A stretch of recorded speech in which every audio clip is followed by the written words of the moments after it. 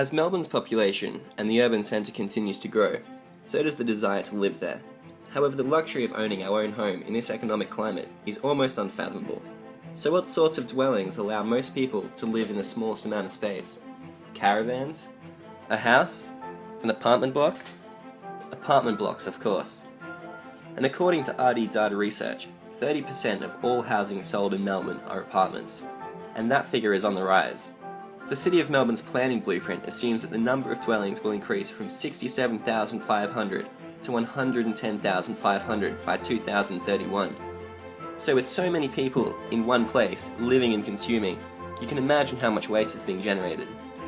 Luckily, cleaning up has never been easier, with residents just throwing their rubbish down a big bin chute, never to be seen again. Unfortunately, the same cannot be said for recycling, with residents having to take their rubbish down in the elevator to the recycling bins provided in the basement. According to our interviews, however, people felt it was easier just to slip their recycling in with the rubbish. In 2007, Australians generated almost 48 million tonnes of waste, and of that, only 52% was recycled. And with population expansion on the rise, we need to work out a better system. So how do we improve recycling habits within apartment living and encourage everyone to change their lives for the benefit of the environment? Incentives.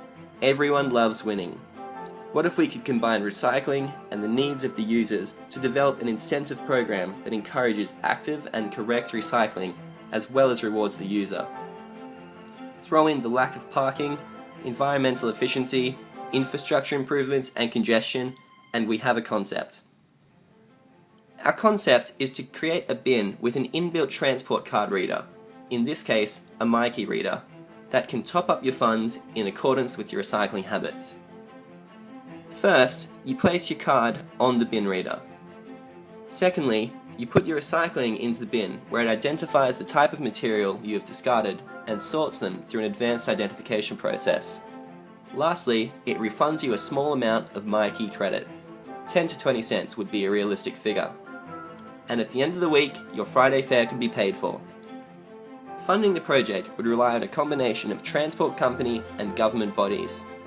We feel they should be interested as it encourages people to live more sustainably, use the systems in place, and provide them with additional funding. Remember, the recycling won't completely pay for the transport, but it will be enough to generate interest amongst users. This is our proposal.